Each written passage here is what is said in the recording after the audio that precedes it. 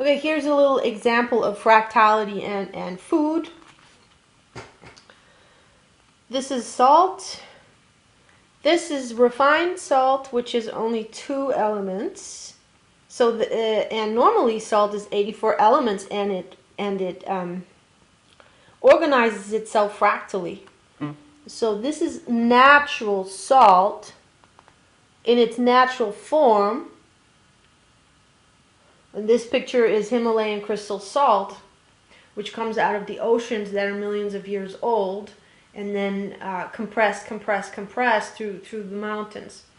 This is when you take this and you highly refine it, you fragment it, you take only 2 elements out of this through a refining process, and then this is what table salt looks like. Squares as opposed to branches. Now this can hold so much light.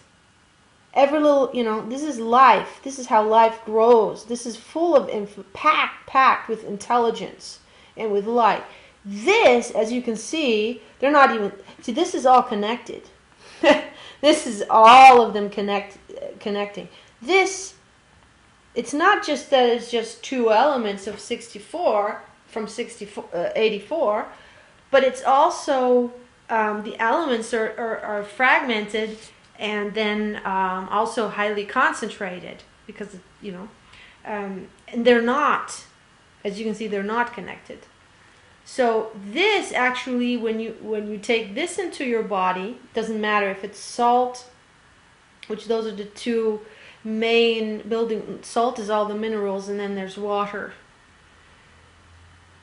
to flow, flow. And salt is hal, also hal, and which is kal, which is fire. So it's water and fire. There we have ice and fire again, So that's that. There's just so much beauty when you start to look into this.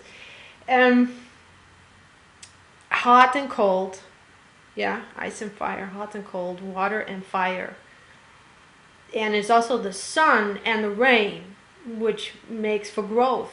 That's what all nature needs. That's all it needs is rain and sun. And then all the minerals of the earth. So in the salt, there's fire and earth in the salt. Okay. So when you take this food that is fragmented, it doesn't hold light, it doesn't have information, and this equals information and light equals energy. Good.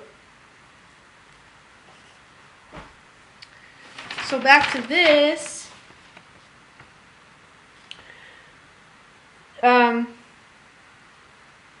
Right. Okay. This is here. This builds. This is the building force.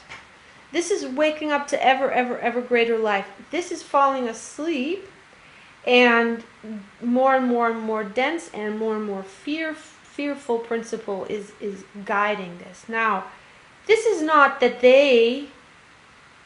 Let's say all of these guys here, because I didn't paint it right, but let's say all of these guys here, ever greater, no, there's always fewer behind, always fewer. That's why it goes like this pyramid, always fewer.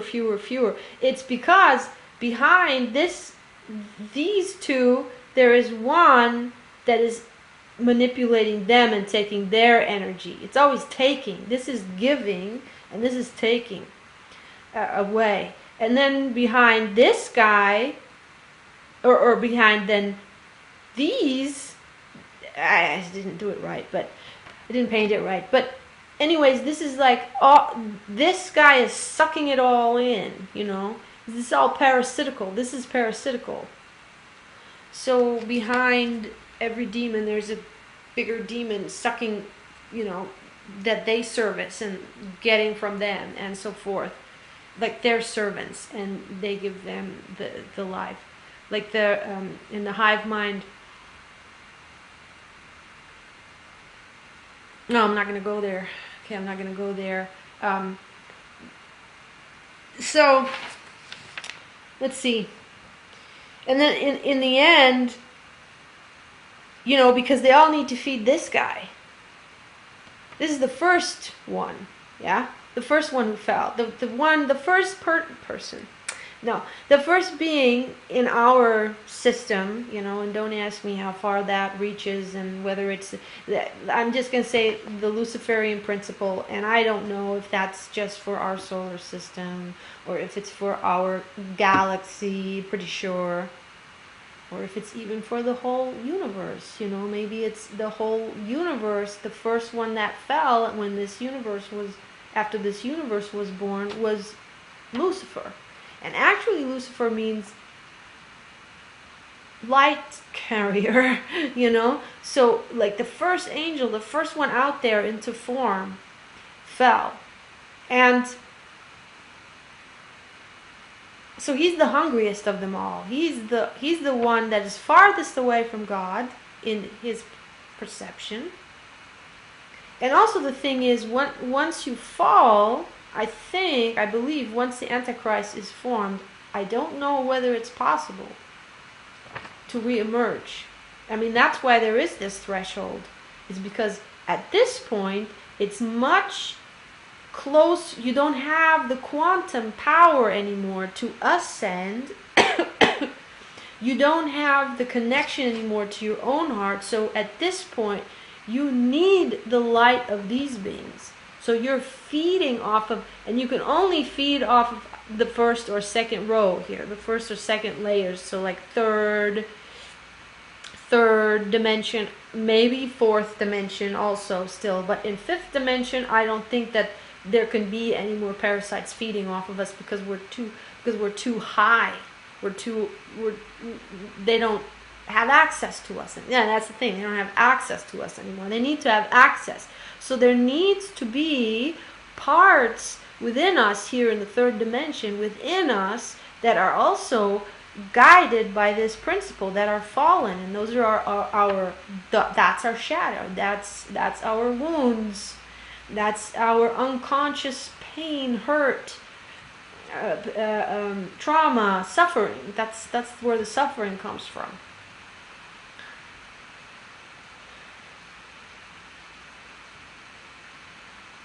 That's where we lose our light to. And that's why we need to heal. And I talked about healing in another video of going through this, feeling the same feelings that are compressed, that are pushed down because they're so painful. Because at the time that we had them, the nervous system couldn't process them, and the conscious mind wasn't expanded enough, consciousness wasn't expanded enough to understand what was going on, and so it totally fell into an illusion of evil, of not love, of okay, this isn't the opposite, this is not love, this is the opposite of love. And then this hurt and this pain and this shock and this fear, of course, also that something like that is possible. That something so cruel, horrible is even possible. And then you stop trusting in life, you know. And then, then you have this principle instilled within you through trauma, and that's how they all feed. That's how these guys get their energy, is through inflicting trauma. Now, they are not the ones inflicting it necessarily, because I believe that most of these fallen beings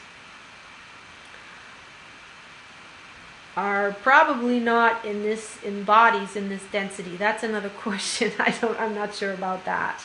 But I believe that most of them are on the what we call demons. This is the demonic level. It's like they have bodies, but they're more. I think it's fourth dimension. I'm not sure where they live, but apparently they don't share interface with us in this density. You know, in this, even in the third. Although they come, they come, and we can feel them, we can sense them. They have influence on us, but we don't see them as bodies in their bodies. We don't perceive them. Most of us don't. And however, how do they influence us? How can they make trauma happen for us? Is they make others traumatize us. It's And how can they, once you're traumatized, that's the platform. That's, now you have the frequency, now you have the density in your emotional body that is spinning in the negative, that is hurting, that is where your energy is getting lost. That believes in evil, that has felt evil and it believes in it and it is afraid. It spins in the principle of fear and not in oneness and not in love anymore.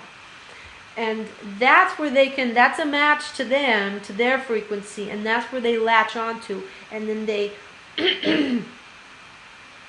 they ride that. They ride that within you. They oh, I definitely I've had that feeling, and so I've been ridden. I've been, and you know, and we also have this saying, you know, I've been ridden by my demons. You know, I'm yeah, angels and demons. You know, I've been ridden by my demons, and it's that sense of not being yourself, of just losing. I mean, I've had experiences where I've done terrible things. I mean, where one time, for example, I was maybe 12 or so, and I was in a really bad situation. Anyways, emotionally, I was in a really bad place, and then I went to a place where there were just kids of my age and a little bit older and a little bit younger, and they were just hacking on me. I mean, they were really bullying me, the whole group, or those that were indifferent and didn't want to take part. But I was all alone. And then there was this point where there was this younger girl who a little bit was more on the friendly side to me, but then because I was all alone, she then also felt strong and started throwing her anger at me and yelling at me, telling me things. And then I lost it, because then I all of a sudden wasn't afraid to release my anger on her, because she was weaker and younger, and so I wasn't afraid for the safety of my body. But the older ones, they were around her, and then they supported her. And I was so angry that she didn't stick with me, but that she also went to their side, and I just lost it. And it was like a moment where I lost it, and I went off on her, and I started beating her, and until she was lying on the ground, and I was just about to kick into her face, you know, and it would have been really bad. It would have been really, really. I could have done damage. And in that moment, one of the elder girls, who was really the girl that was leading her on the most, you know, like, get her, you know, she said, "What are you doing? You know, leave. What are you doing?" And in that moment, it was like mid stroke. I just looked at myself, and I was shocked, because I saw that I was just about to kick into her face. I was just shocked. I was just shocked. Like, what was I doing? You know? So something else took over and just rode me and just took over.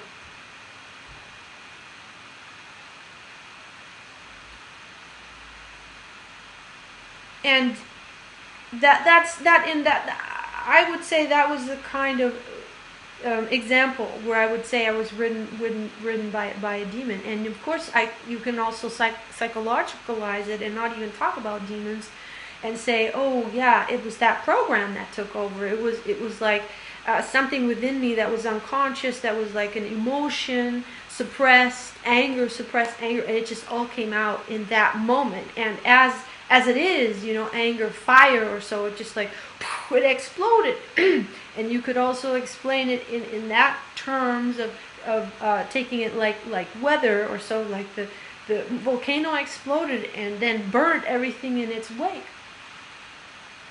And once it explodes, it's like there's nothing you can do.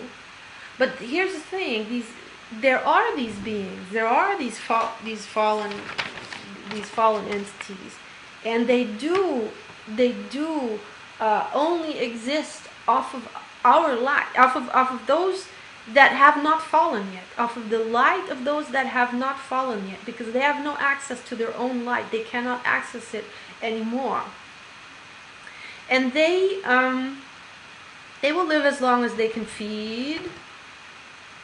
But if they can't feed anymore, they starve.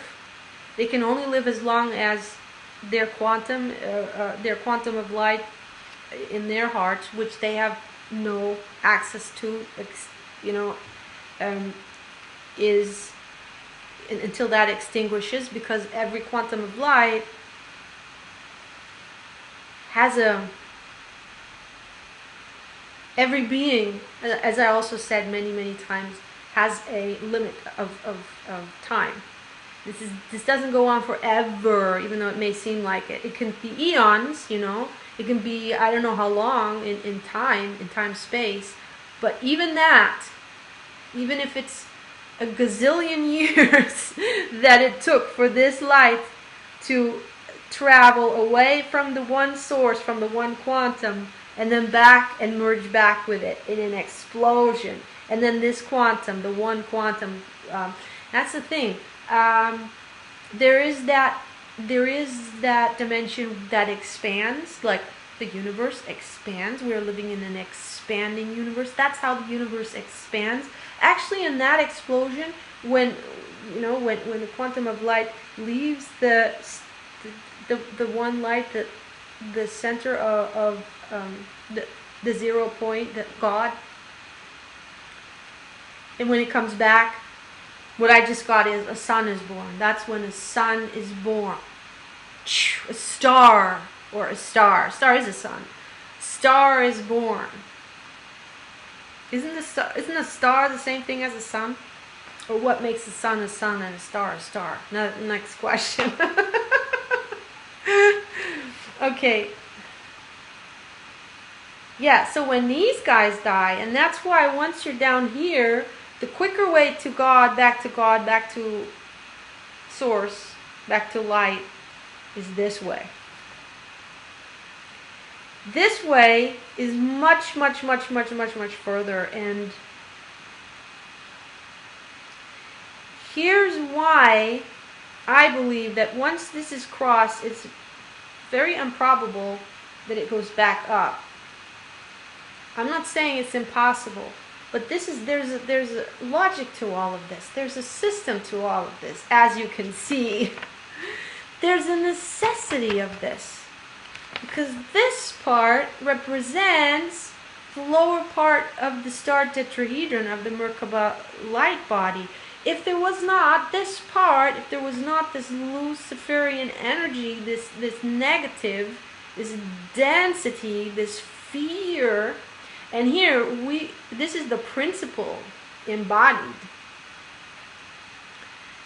If there wasn't this, then there couldn't be this. Because what pulls it down? First of all, what pulls it down? What is the descending power or force? This is power, waking up, and this is force. What creates the contraction, if not the illusion? That's how it is in the small.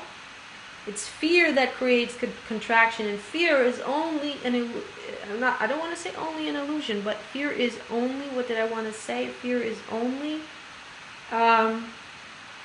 possible to experience when rooted in the illusion of separation. Once you're up here in unity consciousness, in our soul, that I think is 4th or 5th dimension already. Well, we are our soul. But before our soul incarnated at that level of the soul, or the soul's consciousness, before it took the body, our soul was at higher than 3rd dimension, that's for sure. So let's say 4th or 5th. And I believe that I know for sure at fifth density, as of fifth dimension, we are in unity consciousness. So fear, as we know it in our bodies, in this density, is dissolved. Not entirely, but it's not. So it's not that this principle is completely dissolved. It's still that this needs to be there for this to be there. That's the thing. This needs to be there because this is the pulling into the form. Always, always, always dense. This is what's holding down the net.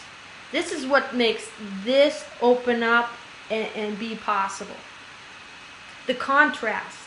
It needs this contrast to have its expression in all these forms in the light. And when they die, when a form here extinguishes, because its quantum reemerges, its quantum, we can say from this perspective, the quantum dies or the quantum extinguishes. But what it really does, it reemerges back also with God, also with the light. But it implodes. See here, all the arrows go inside, and here they all go outside. So here, this quantum implodes. This is implosion, and this is explosion. And it needs the implosion to explode. We need to first contract. Otherwise, without contraction, there will be no expansion. And so here we have, this is the same, this is, by the way, the same thing at this point, and here is the one light, and the quantum of light, which is the 0 point, is complete stillness. There is no expansion, there is no contraction, there is no time, there is no space. And that is at the core of all life, at the core of every atom of life in the sense of form. Because consciousness is what makes life in all form. Consciousness is in all forms of life, in infinite forms, and in all these different density, in all these different frequencies, yeah, and in all these different dimensions and / parallel universes, parallel realities, because time, space is time, eternity, space, infinity, and at the middle is the still point. And so there's parallel universes in infinity and at the same time as parallel timelines in eternity. That's what opens up the space of reality. And awareness is, there's always this pure awareness that shines through and has the experience through the form, and the form creates states of consciousness, which makes for ways of perception, which makes up our experience. Okay, I'm going to leave it at that.